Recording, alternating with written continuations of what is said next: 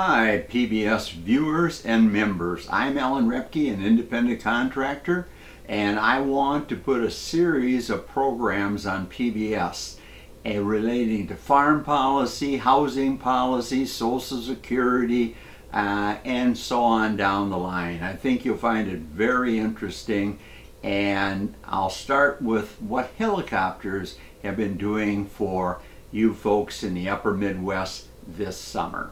Alan Repke, Informed TV, box 333, Alexandria, Minnesota. Last week we were here looking at the big Chinook that was going up to fight fires in the Boundary Waters canoe area. Today we're going to talk to the DNR law enforcement pilot for a few seconds as she gets ready to lift off, and we'll see what she has to say. That didn't take me too long, did it? No, that didn't take you too long. We're still waiting on weather to clear too, down where I'm headed. So. Okay. Yeah, it's opening up here, but we've got a little time yet.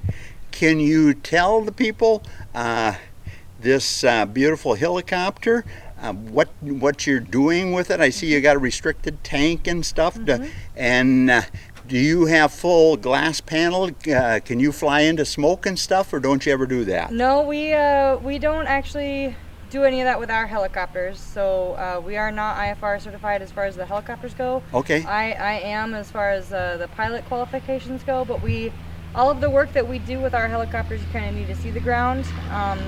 So we do fight fires with one of our other helicopters when needed. Okay.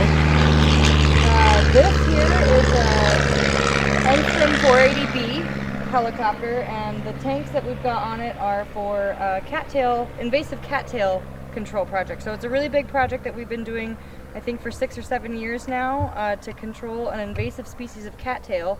Not very many people know about it. Everybody's a lot more familiar with like the zebra mussels and things like that.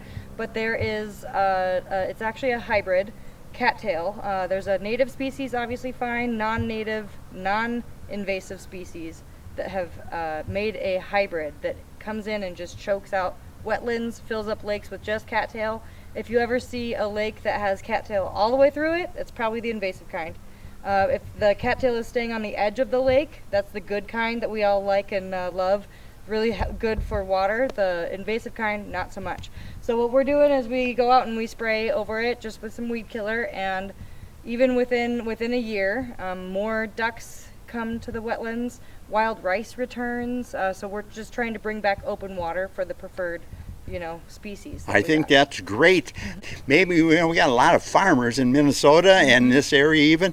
What chemical do you use to kill these invasive cattails? So we're using a water-safe glyphosate, not Roundup itself, just a different brand, but water-safe glyphosate. That's all we use. We're not using a crazy prescription out there, just glyphosate, and we're hitting it as hard as we can to knock everything back.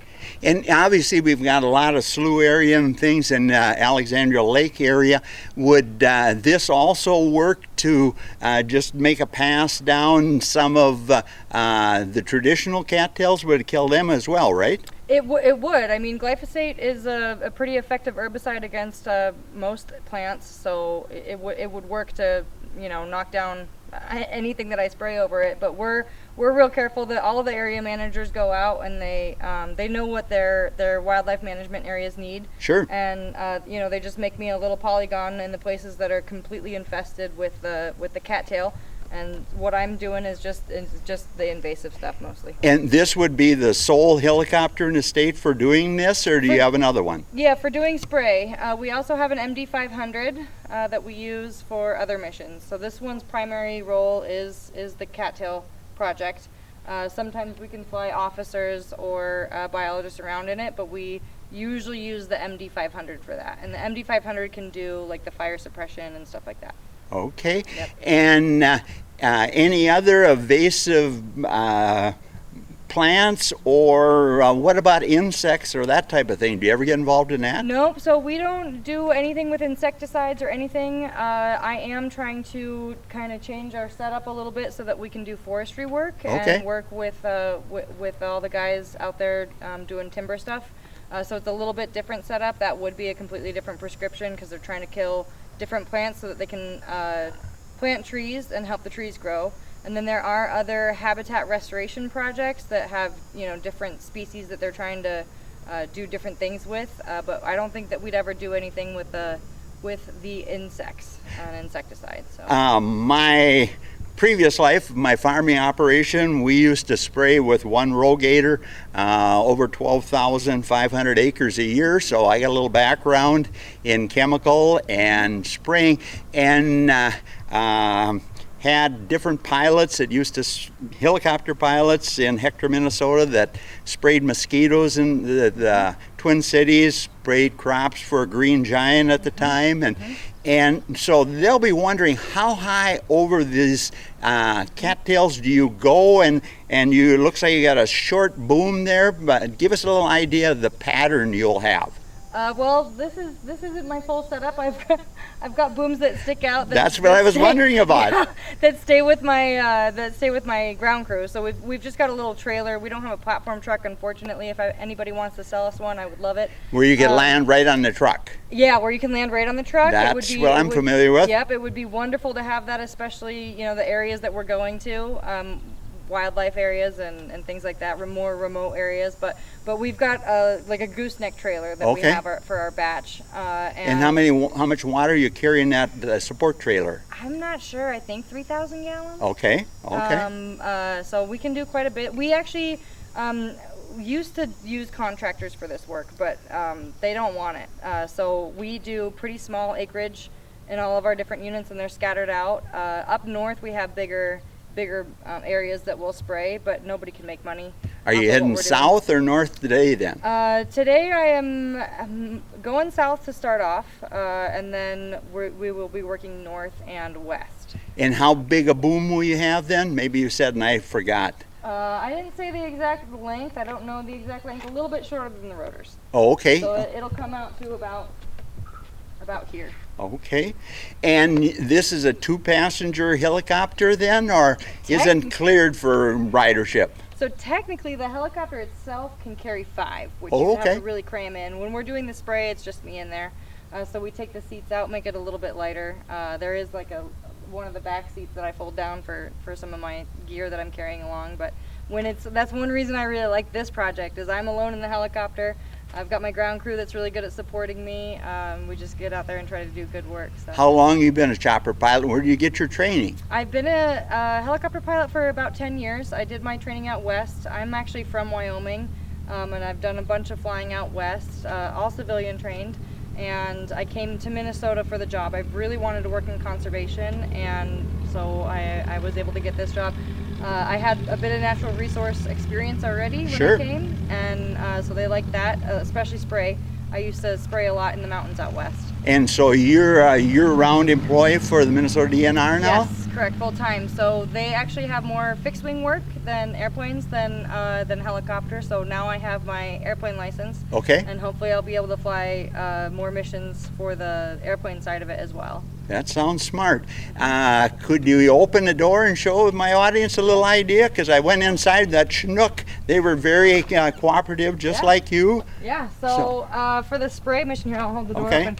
For the spray mission, that computer there is how I know where I've put chemical down and where I'm going next. And so it's got a GPS in there. It shows where, we call it painting, but it shows where I've been, and so I can be really accurate with it that way. Back in my father's time, it was toilet paper rolls. Sure, I understand that. Yeah, you remember that, yeah. And smoke and stuff, so that's this. The controls of a helicopter, you want to know about that? Yeah, sure. Yeah, so we've got a collective here. Okay. If you think about that, it's a lever that goes up and down. It's kind of how you go up and down. Okay. The pedals here control my tail rotor, and that basically keeps me balanced because the main rotor makes a lot of torque. Sure. The whole helicopter would just spin if it wasn't. Without the tail rotor. Correct.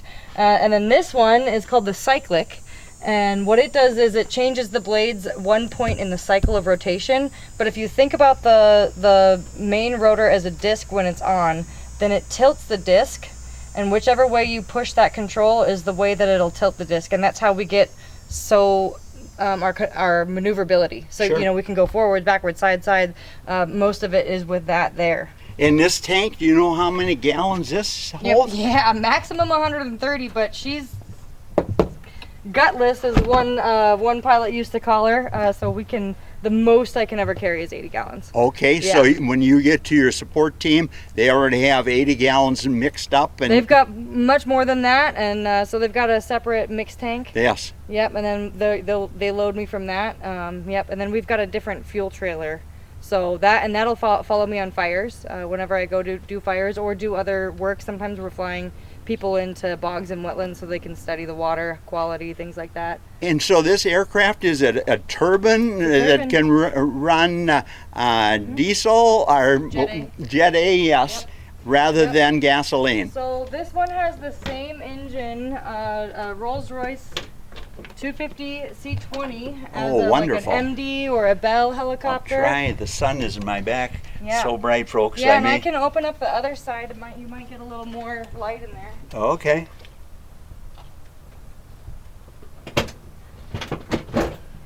Oh, sure. I can see right through there now. The reason why she's not as powerful as, say, an MD 500, which everybody knows as the Ferrari of helicopters. Sure. Because they've mounted it backwards, so it can't breathe very well. But it's got the same engine, just not quite the performance. How old is this chopper, do you know? This one is a 2006, so it's still fairly new as far as aircraft go. Sure. And the new one, the newer models of this, I presume they're still making them? Did they turn the motor around? No. They left it? No, they left it. Yeah, I don't know if it can breathe a lot better. I do know that, so it gets really hot in there, and one thing that they're doing is venting this so that the drive system stays cooler. Sure. So that's one thing that they're doing that's a little bit different, but otherwise it's the same. It's a really reliable helicopter. I love its tail rotor open like that. It's really good at the egg turns. I love doing the egg turns too. Sure. It's really fun flying. What's the biggest acreage you've sprayed at one time at a site? Do you have any idea or remember? At one site, I know some of our bigger units are 400, 500 acres. And you'll spray all that 500 acres? Yep, and I'll spray all of it. My personal record for acreage done in a day, I did out west. I don't think that we would be able to do that here. Just the way that the state operates is a bit different than the commercial guys. Correct. But I think 600, maybe 600 or 700 in a day. Wow. So we're a little slower than those air tractor guys and everything like that. But a lot of it is just unit size. We're moving a lot more than. And I was probably focusing or trying to keep a big picture here. You said now with a little model inside there, you're tracked by GPS, or are you dropping foam? GPS. GPS, that's what I thought you said, but I just want to, maybe we can go around the other side and look in the cabin a little better to show people when or if you would like to haul a number of people. Yeah, so the seat I have folded down right now for just my things. Sure. We typically won't use for people. Okay. So that hard thing folds up. Okay. And then those tracks that you see at the bottom, we'll put another seat in that looks like the pilot seat. Oh, okay. And it'll be a little bit more, kind of where my lunchbox is and Sure. stuff. And that's where they'll sit. So this is actually one of the more comfortable helicopters as far as small helicopters go. It's got really nice seats and a lot of leg room. And so you'll have one seat there, the one seat that's already here.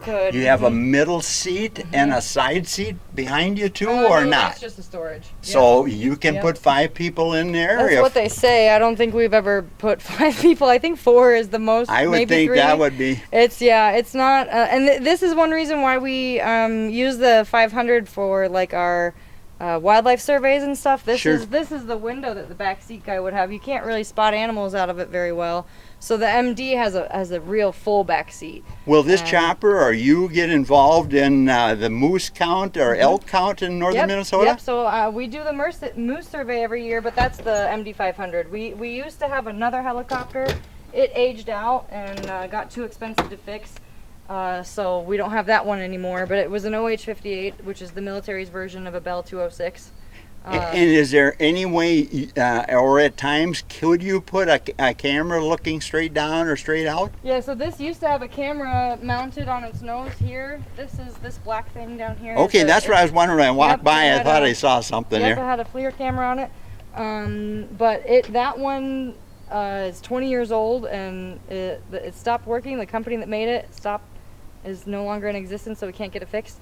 But we have a Cessna 206 with an MX-10 camera on it now. Okay. And it's extremely good. It's like top of the line, and we're doing a lot of work with that. We have created new animal surveys that never have existed before because of how good that camera is at finding animals. So critters, bear surveys, moose calf surveys we've started using it for, and so we're gonna get a lot more data and information with that camera. Everybody's really excited about it. So how many hours, you maybe said already, how many hours in chopper you have so far? We've got about a little under 3,500. Wow, that's Yep. good. Yep. And a fixed wing, you're cleared for that 206, and do the DNR have other fixed wings you're cleared for? Yeah, so I'm not cleared yet, but we've got Cessna 185s. Yep. And then I did my training in the Scout, American Champion Scout. Okay. So I can fly those and the Cessna 206. Okay. Yeah. Real good. I'll just look at the nozzles you have down here. I just talked to a farmer that has, Al, he said you wouldn't believe what the modern nozzle can do. Mm-hmm. And do you have electronic changing of these nozzles, or are these fixed? They're fixed. So, and this is the last year that we're going to use this setup. Okay. The next setup that we're going through, it's a nozzle called an AccuFlow. They're really, really good. They're especially for helicopters. A lot of people use them for the right-of-way. They're so accurate. Sure. And like no drift problems at all with those ones. That's what I was getting at. Yep. That's what this farmer was telling me, how these fancy new nozzles Yep. that are controlled in the cab of their sprayer. Yeah. And yeah. they can adjust things. Yep. And cut them off, bang, 1, 2, 3, 4 even. Mm-hmm. And when you do that, will you put a smaller tank in so you don't have to worry about them putting too much load for you? Or No, it'll be the same tank. It's just going to be the nozzle setup. So the nozzles will be a little different. They'll be more angled back as well, instead of these ones. And that's one thing that will allow me to do the forestry spray. Okay. Just the whole nozzle setup will be a bit different, and we'll be able to. So this one we're real low over the cattails. okay, like 3 feet? Maximum 10 feet. 10 feet, okay. So and that that keeps us close and everything like that. Of course. The forestry ones, you can be about 50 feet above what you're doing, especially depending on the trees. There's a lot of leaf trees out there, things like that. The brush is thicker. If you're coming in, one thing that you do with the forestry, the baby trees are growing, but there's a bunch of competition, and so you come in and it's called release, but you knock down that competition so that the trees can grow better. And so, you're a little higher up for that as well. The audience of Alan Repke and Form TV, they'll be asking, when you spray an area, how long will that keep those cattails down before you have to come back, being they're invasive? There's probably seed in that same pond or slough, right? Yeah, and we can't get all of them, especially we want to stay, if there's private property nearby, we want to stay quite a ways away from that. Correct. Different structures, etc. I can only get into some terrain with trees and things Exactly. like that. So, there's always going to be some left over. We can't kill it all.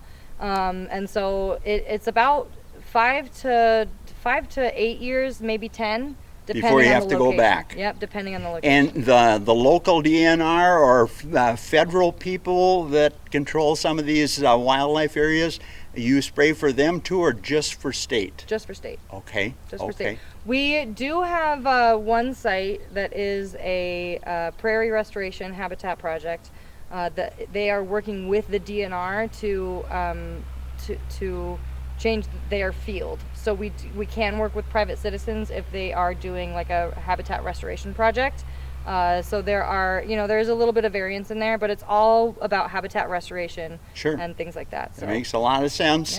Yep. Mother Nature or the items that we don't want here are always going to be challenging the system. Yeah. And we've got areas in here, they check the boats, so milfoil and that stuff doesn't get traveled around. You've been very kind here at the Alexandria Airport. I'm Alan Repke, Inform TV. And once again, just give me your name, but any closing thoughts that this old man forgot to ask you that the public should know.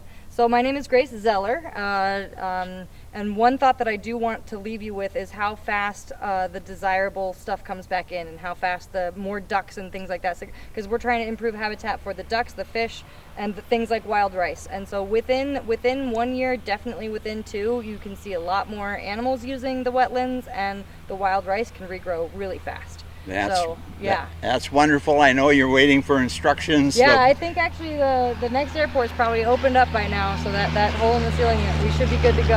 Okay, thanks for talking to Alan Repke, Inform TV. It was a pleasure. Happy landings, as they say. Yeah, blue skies. Thank Glad you. to have you in Minnesota. Yeah, definitely. Well, folks, I'm Alan Repke, Inform TV, Box 333, Alexandria, and Grace, who just gave us a wonderful tour of this DNR chopper, is about to take off. She's doing her traditional walk around, and she said she'll be in the air, so I'm just gonna see if I can catch the lift off. My camera's like me, it's wore out. Buckling herself in after a walk around. Real Lakes area, Glenwood. Here we go.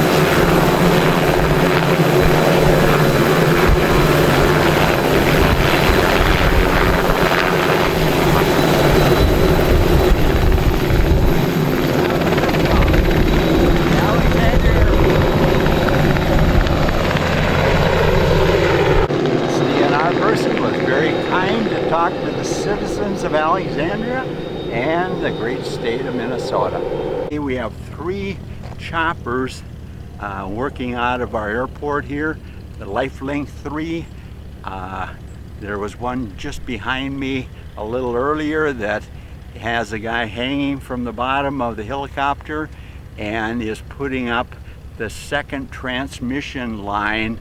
Well, I'll just give you a little insight of looking this old timer that has just had the pleasure of filming the DNR pilot here that is heading out to spray invasive cattails that have come into our state. So our ducks have open water so they can get away from critters. And I'll give you one thought as well. A farmer in the area just bought a $100,000 drone to do some spraying, and we have Hummerdings slough out on the west side of Lake Carlos. I would love to see the DNR or somebody give permission so they do a straight cut down the middle of that body of water. It's full of native cattails, I presume, but no open water. The same thing needs to be done on the north side of Mount Carmel Bible camp there, so we get some open water. So help Alan Repke get some things on the air again the way I should be doing it, so we can send this all around the state and the region. I'm working to get on PBS right now with a number of items. If you're a PBS subscriber, put a little pressure on Pioneer Public TV in Granite Falls, as well as the TPT Association in the Twin Cities that goes all over North Dakota and most of South Dakota. Thanks for looking at this video from Alan Repke here in Alexandria, Minnesota.